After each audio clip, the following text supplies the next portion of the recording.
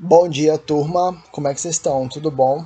Vamos dar continuidade ao nosso assunto de onde a gente parou.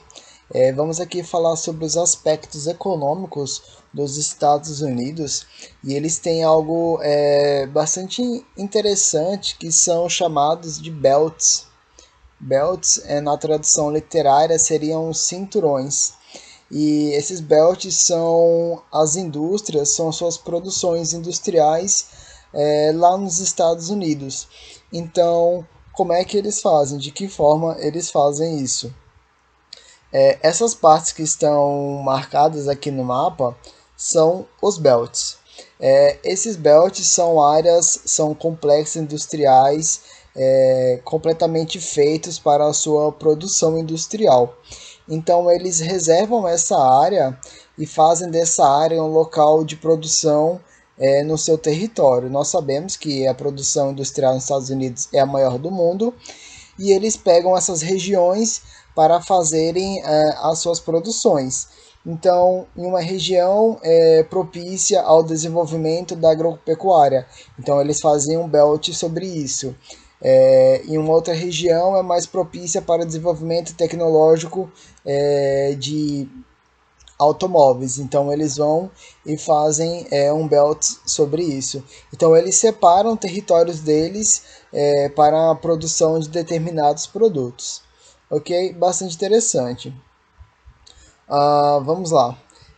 As características naturais também propiciaram a industrialização dos belts, que são esses cinturões que eu falei para vocês, com a presença de ferro e carvão mineral, além da importância de importantes vias fluviais, rios, que facilitam o deslocamento de mercadorias para os portos nas costas do Oceano Atlântico.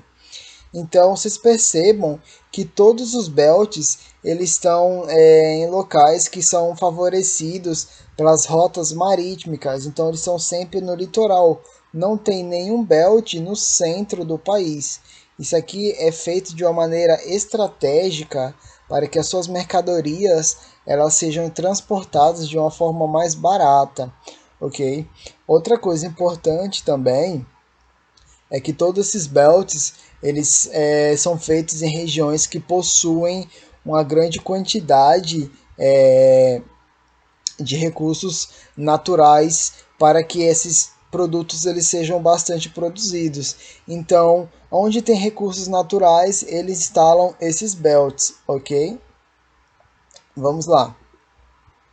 Nas últimas décadas, as siderúrgicas e as grandes montadoras dos belts vêm enfrentando uma significativa crise, o que levou essa região a ser chamada de cinturão de ferrugem, é um trocadilho que eles usam.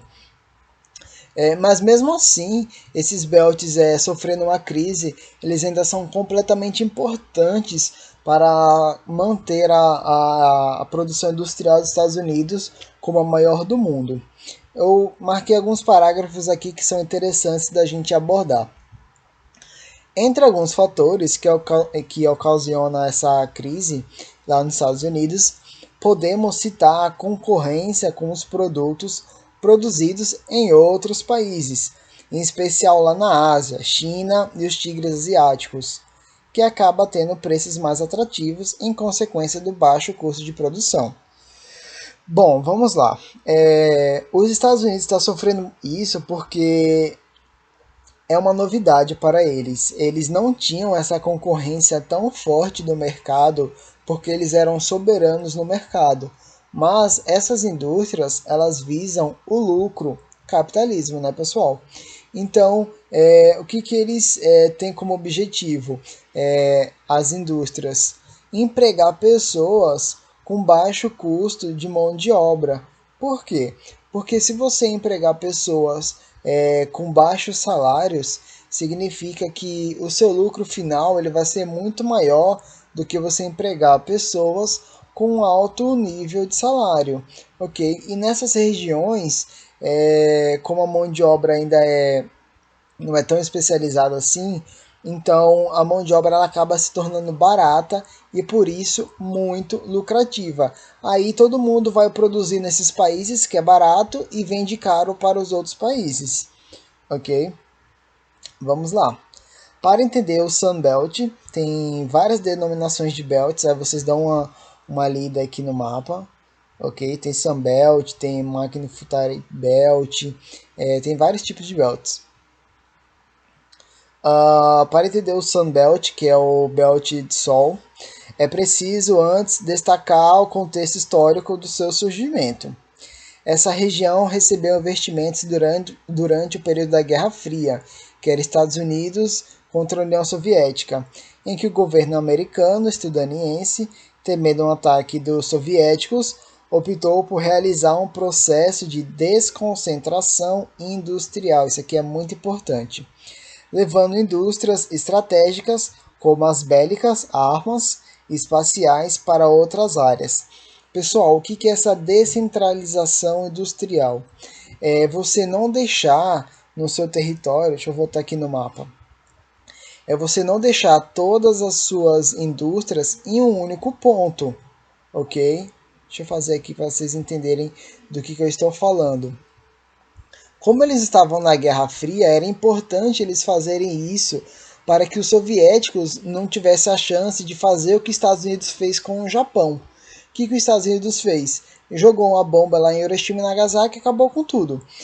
Então, qual que era a ideia dos Estados Unidos aqui? Eles vão descentralizar, ou seja, eles vão espalhar as suas indústrias pelo território, para não deixar tudo junto, ok? Por que eles não podem deixar tudo junto? Porque se toda a indústria tivesse simplesmente nesse local aqui, ó, sem descentralizar, o que aconteceria se a União Soviética, por exemplo, jogasse uma bomba nesse local aqui? Ia destruir toda a indústria do país. Aí não teria como eles se recuperarem de maneira alguma. Então, numa estratégia de defesa, o que eles fazem?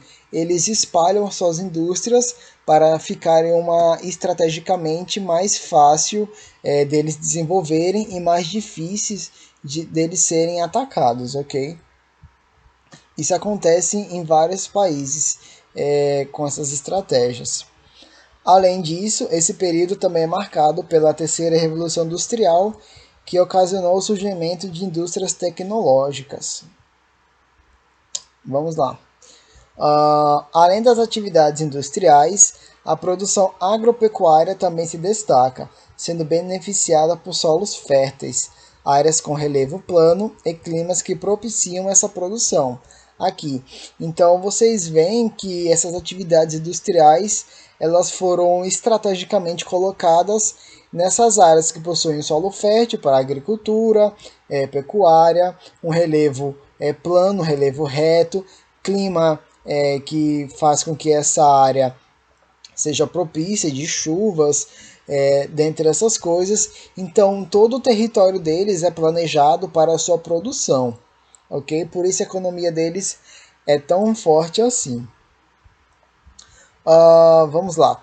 Outro fator de destaque é a grande produtividade agrícola, graças às modernas tecnologias que contribuem para a redução da participação do trabalho humano e o aumento da utilização de máquinas e equipamentos agrícolas.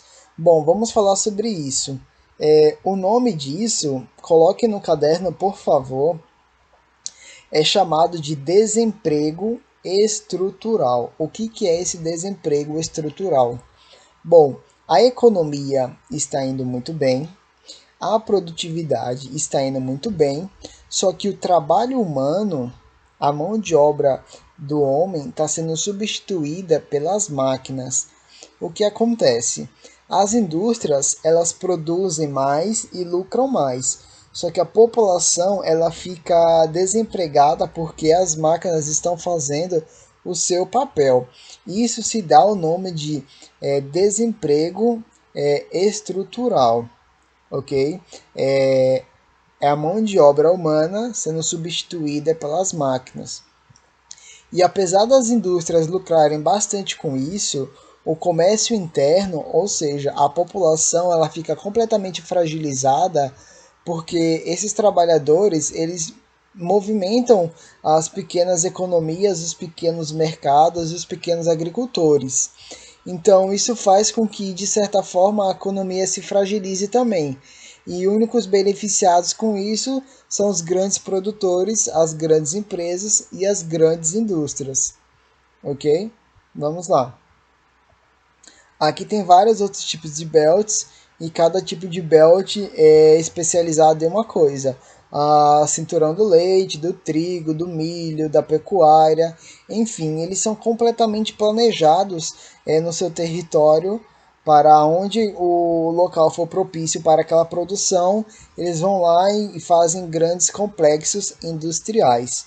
Ok? Então isso aqui é sobre a economia dos Estados Unidos. Agora vamos para as geopolíticas dos Estados americanas. E a mais famosa de todas, vocês já devem ter ouvido falar, são os atentados de 11 de setembro, onde uma rede terrorista chamada Al-Qaeda sequestrou, invadiram os aviões, tomaram controle e, quando tomaram controle, jogaram seus aviões nas Torres Gêmeas, que era o maior centro financeiro de Nova York. Bom, vamos lá. Isso aqui trouxe um marco na história da humanidade e o mundo nunca mais foi o mesmo depois desses eventos, principalmente no que diz respeito à geopolítica. O que é essa geopolítica? É uma política que afeta todo o globo, ok? Então, toda a configuração, toda a influência desses povos, desses países foram alterados graças a esses eventos. Vamos aqui ler comigo. Essas ações bélicas fazem parte da conhecida estratégia geopolítica estadunidense, que consiste em atacar preventivamente países que abriguem ou apoiem terroristas. Então, depois que os Estados Unidos sofreu esse ataque, eles meio que tiveram uma carta branca entre eles, naquele sentimento de vingança, de dar o troco nesses países que fizeram esse atentado. E a gente sabe que tem muita estratégia política por trás disso. Tanto é que eles invadiram o Iraque e outros países na desculpa, né, de achar os culpados por causa desse atentado terrorista, mas lá eles se instalaram e depois que eles se instalaram nesses países, eles começaram a crescer o olho no petróleo deles. Então, essas regiões lá no Oriente Médio são completamente ricas em petróleo, que é o que gera dinheiro hoje no mundo. Então, sempre tem aqueles interesses políticos deles, vamos aproveitar essa brecha que a gente teve nesse discurso de vingança e vamos colocar nossos interesses aqui também. Então, tudo isso fazem parte da política e, como estamos falando do mundo inteiro, das geopolíticas atuais, ok? Vamos lá. Isso foi na época do presidente chamado George Bush. Vamos lá. A política externa desse presidente marcou o surgimento de uma nova fase da geopolítica mundial, caracterizada, sobretudo, pela unipolaridade bélica e militar dos Estados Unidos, que buscava defender seus interesses, que nem eu falei, nessa questão de vingança, de arrumar os culpados, e assim eles aumentarem a sua influência e o seu exército ocupar diversas partes do planeta, ok? Bom, nos dias atuais, a geopolítica e a política dos Estados Unidos ela está em conflito com esse carinha aqui. Esse carinha ele é o ditador da Coreia do Norte. Eles estão tendo várias divergências porque tem alguns projetos nucleares. E esses projetos nucleares, segundo os Estados Unidos e os outros países, eles estão ameaçando a segurança do mundo. Eu estou falando de uma maneira bastante superficial, viu, gente? Não tem como abordar de uma forma tão complexa assim. Não dessa forma que nós estamos. Então, em resumo, essas tensões, esses conflitos, se dá no receio desse cara ficar criando armas nucleares. E para que ele quer fazer isso? Não é verdade? Então esses países eles ficam com essas divergências, tentando fazer alguns tratados, dando algumas indiretas para que essas questões elas sejam sanadas e respondidas. Porque você está com interesse em fazer todo esse armamento? Enfim, vamos lá. O envolvimento em guerras levou o governo estadunidense a modificar o perfil do Estado intervencionista desde o New Deal. Pessoal, New Deal foi uma pesquisa que eu pedi na aula passada e quem não fez, por favor, me entreguem que vale nota. Então, em vez de reduzir os gastos militares, ou seja, o gasto com o exército, houve a desarticulação do Estado de bem social, criado lá em 1930. Então, quem que sofre com isso? A população. Por quê? Os Estados Unidos ele possui o maior exército do mundo e manter esse exército, manter essa indústria armamentista, essa indústria tecnológica, essas invenções de novas armas nucleares e biológicas, mantém um alto custo econômico. O que os Estados Unidos está fazendo? Ele está reduzindo gastos da população para investir no envolvimento armamentista. Então, quem está sofrendo é essa população que está perdendo investimento na educação, na saúde, na previdência, respaldo quando você fica desempregado. Então, a população está perdendo esse auxílio do governo, porque esse auxílio todo está sendo investido em armamentos para o seu exército, ok? Então, o problema que os americanos estão enfrentando lá. O que é bastante comentado lá nos Estados Unidos é que vou resumir aqui esse parágrafo, é que nos Estados Unidos eles não têm um sistema único de saúde que nem nós temos aqui no Brasil. Aqui no Brasil nós temos o SUS. E lá o acesso dos Estados Unidos é muito complicado, porque eles não possuem esse programa de saúde público para a sua população. Então, eles têm que contratar serviços de saúde privados e isso muitas vezes é muito caro. Somente 2 serviços médicos públicos são feitos lá nos Estados Unidos. Os idosos, que é chamado de Medicare, e é da população de muita, mas muita baixa renda, que é chamado de Medicaid, ok? Então, se você ou não for muito idoso ou não for extremamente pobre, você não tem acesso à saúde de uma maneira gratuita, você tem que pagar. Como é que funciona lá?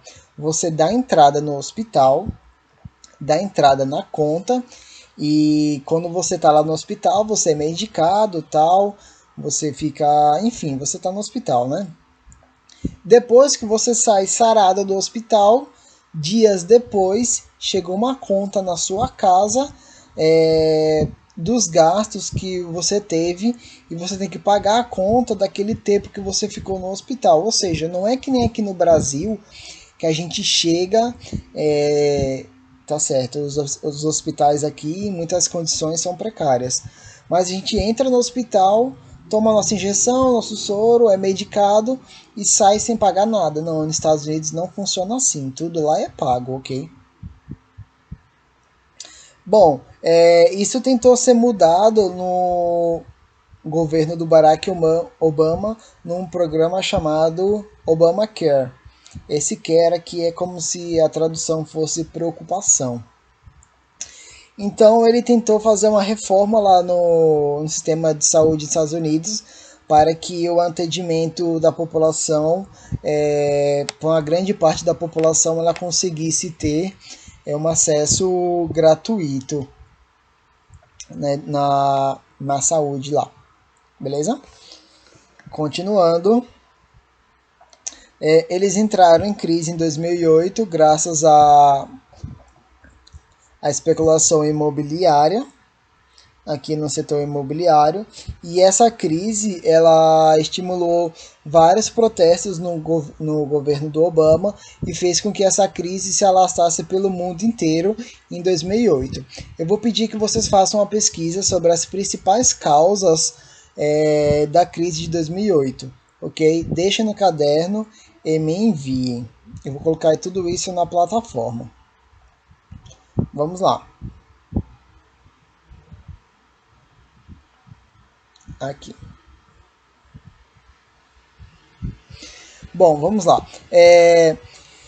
Essa crise ela está escancarando um problema muito grande nos Estados Unidos, que é o que a gente abordou lá em cima, que são os desafios na área econômica dos Estados Unidos se manter como a maior economia do mundo e não perder a sua influência e o seu território econômico para os países emergentes.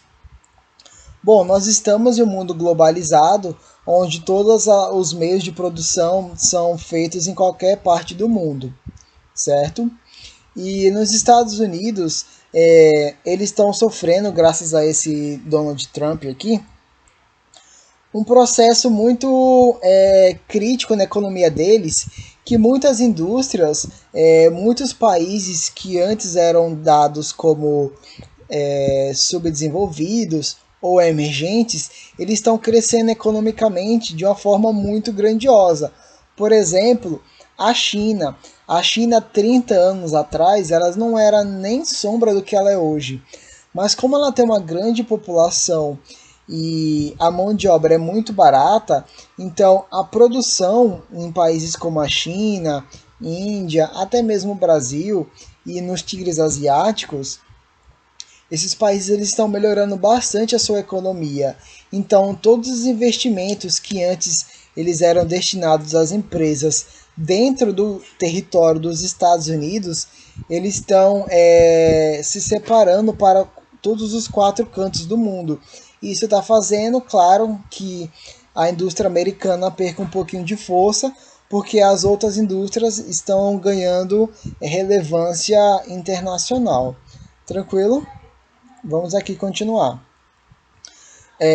Outras coisas nos aspectos da geopolítica americana é a aproximação dos Estados Unidos com Cuba. Sempre eles tiveram rixas históricas, porque Cuba tem uma margem socialista com Fidel Castro e sempre foi um rebelde contra os Estados Unidos, que sempre quis controlar esse país que é muito próximo do seu território, ok? Então, como os Estados Unidos ele sempre quis controlar a ilha de Cuba, porque ficaria muito mais fácil dele fazer comércio ali na América Central, esses países sempre eles entraram em algumas guerras, alguns conflitos, e fizeram com que eles praticamente não olhassem um na cara do outro. Até que os Estados Unidos fez um embargo que ele isolou economicamente todo o país de Cuba. Eu não vou me aprofundar muito nessa história, que depois a gente vai falar sobre isso. Mas, em resumo, eles conseguiram se aproximar graças ao Barack Obama, só que desde que o Donald Trump, esse presidente atual dos Estados Unidos, se elegeu, ele tem algumas políticas que são contra essas aproximações contra esses países. Por quê? Porque na visão dele, ele quer proteger os Estados Unidos de tudo que vem de fora. Então, imigrantes, países vizinhos, países que eles estavam se aproximando para ter relações comerciais, trocas e essas coisas, Donald Trump ele não é muito fã disso. Ele quer mesmo aumentar a sua produção interna e os outros países que lutem por eles mesmos, ok?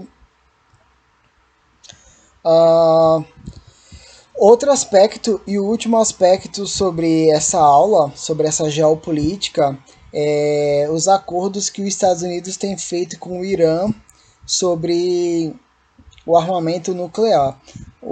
Assim como a Coreia do Norte, o Irã está fazendo muitos testes nucleares E isso incomoda não só os Estados Unidos, como a ONU e todos os países do mundo, porque não é normal um país estar fazendo tantas armas nucleares se eles não estão em guerra. Então, esses países, principalmente os Estados Unidos, que tem briga com o mundo inteiro, eles se sentem ameaçados, porque eles veem os outros países se preparando, eles perguntam, ué, por que isso está acontecendo? Então eles sempre tentam fazer acordos de paz para que esses países eles troquem, deixem de fazer os seus armamentos em troca de alguns benefícios. Por exemplo, os Estados Unidos fala, olha, Irã, vamos fazer um acordo. Vocês param de fazer essas armas nucleares e em troca disso a gente aceita negociar esse item com você. Então são assim que são feitas as estratégicas geopolíticas mundiais para que essa política ela se mantenha da forma com que está ou ela seja beneficiária aos interesses ou dos Estados Unidos ou daquele que esteja fazendo algo para que seja beneficiado. Ok? Por hoje a nossa aula se resume a isso, os aspectos econômicos dos Estados Unidos e algumas geopolíticas que os Estados Unidos estão fazendo pelo mundo. Na próxima aula nós iremos falar do Canadá.